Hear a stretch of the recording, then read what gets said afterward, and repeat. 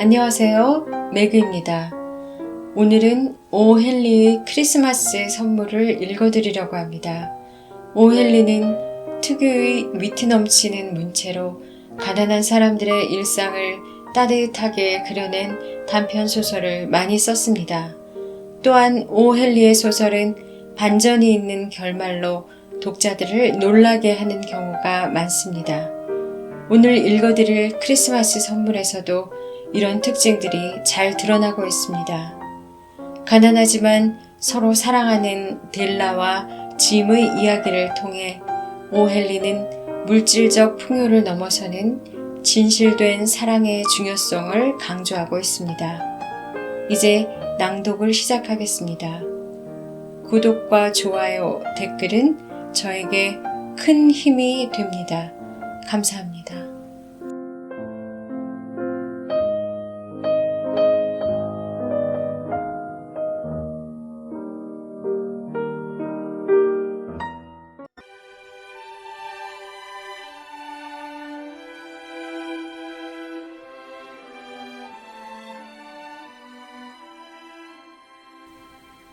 크리스마스 선물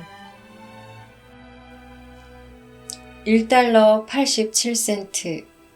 그게 전부였다. 게다가 그중 60센트는 1센트짜리 동전이었다. 장을 볼 때마다 식료품점 주인, 채소장수, 정육점 주인과 값을 깎으려고 실랑이를 하면서 구두쇠라고 비난하는 듯한 시선 때문에 얼굴을 붉히면서 한 푼, 두 푼 모은 동전이었다. 델라는 돈을 3번이나 다시 세어보았다. 1달러 87센트. 그리고 내일이 크리스마스였다. 낡고 작은 소파에 주저앉아 우는 것 말고는 할 수 있는 게 없었다. 그래서 델라는 소파에 주저앉아 울었다. 인생은 흐느낌과 훌쩍임과 미소로 이루어져 있으며 그중 훌쩍임이 차지하는 비율이 압도적이라는 생각이 들었다. 델라가 흐느낌의 다음 단계인 훌쩍임으로 천천히 넘어가는 동안 이 집이 어떻게 생겼는지 잠시 살펴보도록 하자. 가구가 딸려 있고 매주 8달러의 집세를 내야 하는 아파트였다. 아주 형편없거나 거지 같다고는 할 수 없었지만 거지들이 침입해서 살지는 않을까 싶은 아파트이긴 했다. 아래층 현관에는 아무런 편지도 들어가지지 않을 법한 우편함이 있었다. 초인종 버튼도 있었지만 이 세상에 살아있는 어떤 인간이 눌러도 절대로 울리지 않았다. 문패에는 제임스 딜링햄 영씨라고 적혀 있었다. 딜링햄이라는 이름은 그 이름의 주인이 일주일에 30달러의 소득을 올리던 좋은 시절에는 산들바람에 자랑스럽게 나부끼는 듯했다. 하지만 소득이 일주일에 20달러로 줄어든 지금 문패에 적힌 글자들은 주제넘지 않은 D라는 알파벳으로 축약되는 게 어떨까를 진지하게 고려하고 있는 듯했다.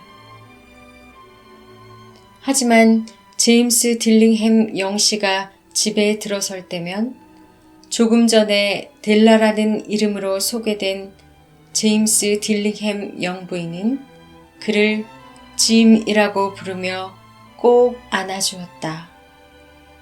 이건 아주 좋은 일임에 틀림없다. 델라는 울기를 멈추고 얼굴에 분을 발랐다.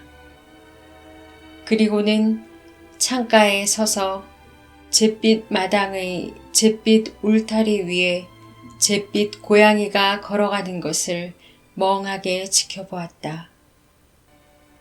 내일이 크리스마스인데 짐에게 줄 선물을 살 돈이 1달러 87센트밖에 없다.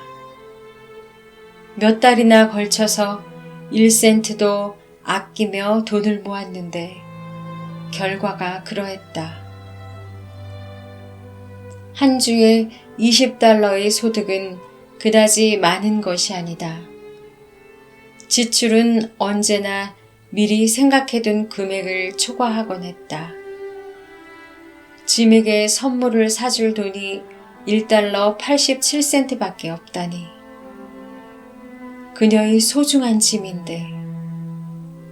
델라는 짐에게 어떤 좋은 선물을 줘야 할까 계획하며 행복한 시간을 보내곤 했었다. 무언가 고상하고 희귀하고 멋진 것. 짐의 소유물이라는 명예를 얻기에 합당한 물건을 사주고 싶었다. 방 안 창문 사이에는 기다란 거울이 있었다. 아마 독자 여러분도 8달러짜리 아파트에 있는 거울을 본 적 있으리라. 아주 마르고 아주 민첩한 사람이라면 길쭉하고 가느다란 거울에 빠르게 자신을 비춰보며 자신의 외관을 상당히 정확히 인지할 수 있을 것이다. 호리호리한 체형인 델라는 그 기술을 완전히 익혔다. 갑자기 델라는 창문에서 몸을 돌려 거울 앞에 섰다. 눈동자가 밝게 빛나는 듯 했지만 20초도 되지 않아서 낯빛이 다시 어두워졌다. 델라는 빠르게 머리를 풀어서 늘어뜨렸다. 딜링햄 부부는 아주 자랑스러워하는 두 가지 소유물이 있었다. 하나는 짐이 갖고 있는 금시계였는데 아버지와 할아버지가 사용하던 것이었다. 나머지 하나는 델라의 머리카락이었다. 시바 여왕이 건너편 아파트에 살고 있다고 가정해보자. 델라가 머리카락을 말리려고 창밖으로 늘어뜨리는 것을 여왕 폐하가 본다면 자기가 갖고 있는 모든 보석과 보물이 무가치하다고 생각하게 될 것이다. 이번엔 솔로몬 왕이 이 아파트의 경비원으로 일하고 있다고 해보자. 아파트 지하실에 금은보화를 쌓아두고 말이다. 짐이 지나가면서 시계를 꺼내보는 장면을 솔로몬 왕이 목격한다면 부러움을 못 이겨 수염을 쥐어뜯게 될 것이다. 델라의 아름다운 머리카락은 이제 갈색 폭포수처럼 반짝이고 물결치며 드리워지고 있었다. 무릎까지 닿는 긴 머리라서 마치 드레스 같아 보였다. 델라는 초조해하며 빠르게 다시 머리카락을 묶어 올렸다. 잠시 주춤하며 서 있는 그녀의 눈에서 눈물 몇 방울이 나와 낡고 빨간 카페트 위에 떨어졌다. 델라는 낡은 갈색 자켓을 입고 낡은 갈색 모자를 썼다. 치마를 휘날리고 눈안에는 여전히 눈물방울을 반짝이면서 델라는 문 밖으로 뛰어나와 계단을 내려가더니 길거리로 향했다. 델라는 이렇게 적혀있는 간판 앞에서 멈춰섰다. 마담 소프로니, 헤어 상품 모두 취급. 날아가듯 계단을 뛰어올라간 델라는 숨을 몰아쉬며 자신을 추스렸다. 소프론이라는 우아한 이름에 별로 어울리지 않는 피부가 창백하고 쌀쌀맞고 체구가 큰 여성이 있었다. 제 머리카락 사실래요? 델라가 물었다. 네, 모자 벗고 어디 보여줘봐요. 갈색 폭포가 물결치며 흘러내렸다. 20달러. 마담 소프로니가 능숙한 손길로 머리카락을 들어올리며 말했다. 빨리 해주세요. 델라가 말했다. 그리고 그 다음 2시간은 장밋빛 날개를 단 듯 지나갔다. 이런 진부한 비유는 무시해주기 바란다. 델라는 짐에게 줄 선물을 찾기 위해 가게들을 샅샅이 뒤졌다. 델라는 마침내 선물을 발견했다.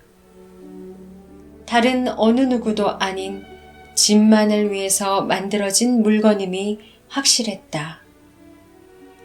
모든 가게를 다 뒤지고 다녔지만 어디에도 그런 선물은 없었다. 백금으로 만들어진 시계줄이었는데 디자인이 아주 단순하면서 순수해 보였다. 마치 아무런 조잡한 장식이 없이 품질 하나만으로도 가치를 뽐내는 것 같았다. 좋은 물건이라면 의뢰 그래야 하기 마련이다. 짐의 시계에까지 어울릴 만한 시계줄이었다. 델라는 시계줄을 보자마자 단번에 이것이 짐의 것임을 알았다. 고요함과 가치, 이 두 단어는 짐과 시계줄 양쪽에 적합한 말이었다. 가게 주인은 21달러의 시계줄을 팔았고 델라는 87센트를 가지고 서둘러 집으로 돌아왔다. 이제 짐은 곁에 누가 있던지 상관하지 않고 언제든 시계를 꺼내볼 수 있을 것이다. 비록 아주 멋진 시계였지만 여태까지는 시계줄 대신에 낡은 가죽끈을 달아놓은 탓에 몰래 시계를 볼 때가 많았던 것이다. 델라가 집에 돌아왔을 때 황홀한 기분은 신중함과 이성에게 자리를 내주었다. 델라는 고데기를 꺼내고 가스등을 켠 후 사랑에 덧붙여진 너그러움이 만들어낸 파괴를 보수하기 시작했다. 이런 작업은 대작업이다. 친애하는 독자들이여, 아주 대단한 작업 말이다. 40분 내에 델라의 머리는 짧고 곱슬거리는 머리카락으로 뒤덮였다. 꼭 학교를 무단 결석하기 좋아하는 소년 같아 보였다. 델라는 거울에 비친 자신의 모습을 오랫동안 신중하게, 비판적으로 바라보았다. 짐이 나를 죽이지 않겠지만 내가 꼭 코니 아일랜드 합창단 같다고 하겠지? 하지만 내가 뭘 할 수 있겠어. 1달러랑 87센트를 갖고 뭘 할 수 있겠냐고. 7시가 되자 커피가 만들어졌고 프라이팬은 스토브 뒤에서 뜨겁게 달궈져서 고기를 구울 준비가 되었다. 짐은 늦게 오는 법이 없었다. 델라는 시계줄을 2줄로 접어서 손에 쥐고 짐이 언제나 들어서는 문 곁에 있는 탁자 모서리에 앉았다. 다음 순간 짐이 1층 계단을 올라오는 소리가 들렸다. 잠깐 동안 델라의 얼굴이 하얗게 질렸다. 델라는 일상의 사소한 일들에 대해 조용히 기도하는 습관이 있었는데 지금도 이렇게 속삭였다. 하나님, 짐이 제가 아직도 예쁘다고 생각하게 해주세요. 현관문이 열리고 짐이 들어와서 문을 닫았다. 짐은 마르고 상당히 진지해 보였다. 가엾은 친구. 22살밖에 되지 않은 그는 가족을 책임지고 있었다. 짐은 새 코트도 필요했고 장갑도 없었다. 짐은 문 안에 들어서서 메추라기 냄새를 맡은 사냥개처럼 꼼짝도 하지 않았다. 그의 눈은 델라에게 고정되었다. 눈동자에는 델라가 이해할 수 없는 어떤 표정이 담겨 있어서 델라는 견딜 수가 없었다. 그건 분노도, 놀라움도, 못마땅함도, 공포도 아니었고, 델라가 생각해본 어떤 감정도 아니었다. 짐은 그저 그 기묘한 표정을 지으면서 델라를 뚫어지게 쳐다보고 있었다. 델라가 탁자에서 일어나 짐에게 갔다. 짐, 자기! 델라가 소리쳤다. 그렇게 쳐다보지 마. 머리를 잘라서 팔았어. 자기한테 아무 선물도 안 주고 크리스마스를 보내기는 싫었거든. 머리는 다시 자랄 거야. 괜찮지? 그렇지? 어쩔 수 없었어. 내 머리는 빨리 자라. 메리 크리스마스라고 해줘, 짐. 그리고 행복하게 지내자. 내가 얼마나 아름답고 멋진 선물을 준비했는지 모를걸? 머리를 잘랐다고? 짐이 겨우 물었다. 마치 그 엄청난 정신노동 끝에도 이 자명한 사실을 알아채지 못했다는 듯이 말이다. 잘라서 팔았어. 그래도 당신은 내가 좋지? 머리카락이 없어도 나는 나야. 그렇지? 델라가 말했다. 짐은 이상하다는 듯이 방 안을 둘러보았다. 당신 머리카락이 이제 없다는 거야? 짐이 거의 바보 같은 모습으로 말했다. 찾아볼 필요도 없어. 팔렸어. 말했잖아. 팔아서 없어졌어. 오늘은 크리스마스 이브야, 짐. 나한테 잘해줘야지. 여보를 위해서 판 거잖아. 델라는 갑자기 진지하고 다정하게 말했다. 머리카락을 세는 건 가능할지 몰라도 당신을 향한 내 사랑을 헤아리는 건 불가능할 거야. 고기를 불에 올릴까, 짐? 짐은 무아지경에서 서둘러 깨어나는 듯했다. 짐은 델라를 안았다. 우리는 10초만 시간을 할애해서 잠시 이 이야기에서 빗나간 사소한 사항을 고찰해보자. 일주일에 8달러와 1년에 100만 달러가 무슨 차이가 있는가? 수학자이든 재담꾼이든 틀린 답을 내놓을 것이다. 값진 선물을 가져온 동방 박사들도 이 질문의 해답은 몰랐을 것이다. 이게 무슨 이야기인지는 나중에 알게 될 것이다. 짐은 코트 주머니에서 꾸러미를 꺼내 탁자 위에 던졌다. 나에 대해 오해하지 마, 델.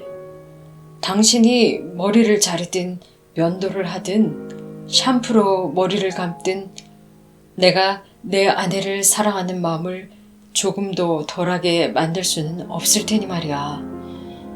하지만 이 꾸러미를 풀어보면 내가 왜 그런 반응을 했는지 알 수 있을 거야. 델라는 흰 손가락으로 민첩하게 끈과 종이를 끌렀다. 그리고 황홀한 기쁨에서 비롯된 탄성을 질렀다. 그리고 그 다음엔 곧 델라는 발작적으로 눈물을 흘리면서 흐느끼기 시작했고 짐은 온 힘을 다해 델라를 달랠 수밖에 없었다.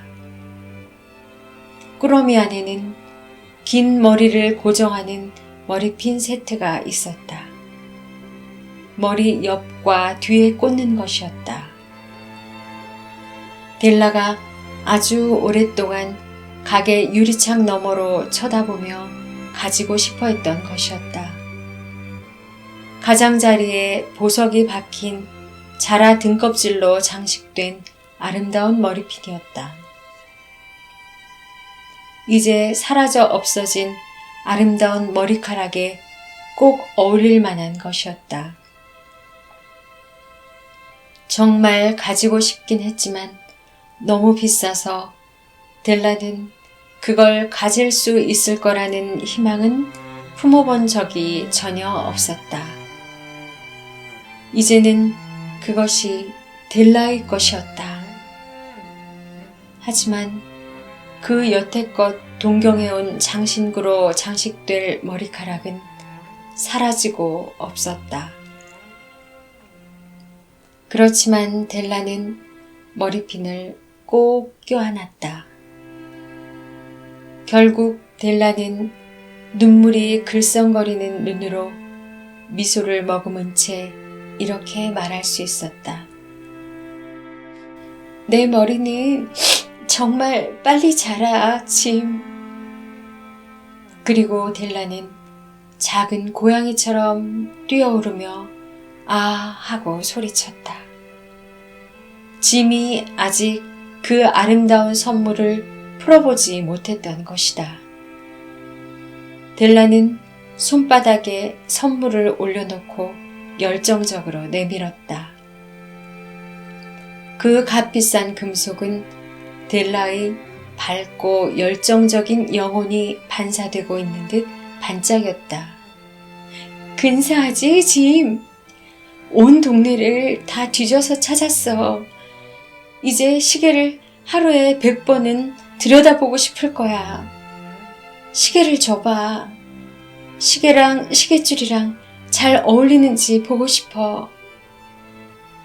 그 요청에 따르는 대신 짐은 소파에 털썩 앉아 머리에 팔베개를 하고 웃었다. 델, 우리 크리스마스 선물은 잘 간직해뒀다가 다음에 써야겠어. 지금 쓰기에는 너무 좋아 보인다. 난 당신 머리핀을 살 돈을 마련하느라 시계를 팔았어. 자, 이제 고기 요리나 해먹자. 알다시피 구유 안의 아기 예수님께 선물을 가져온 동방 박사들은 현명한 사람들이었다. 아주 현명한 사람들이었음에 틀림없다. 그 박사들은 세계 최초로 크리스마스 선물이라는 것을 했다. 그들이 준비한 선물도 현명함이 틀림없었다. 다른 필요한 물건과 교환하기에도 좋은 물건이었고 말이다. 방금 나는 독자 여러분에게 한 쌍의 젊은 부부가 어리석게도 가장 소중한 것을 희생해버린 별 볼 일 없는 이야기를 들려주었다. 하지만 오늘날의 현명한 사람들에게 마지막으로 들려주고 싶은 말이 있다. 선물을 주는 모든 사람 중에, 선물을 주고받는 모든 사람 중에 이들이 가장 현명하다는 사실 말이다. 어디서든 그들은 현명하다. 동방 박사들처럼 말이다.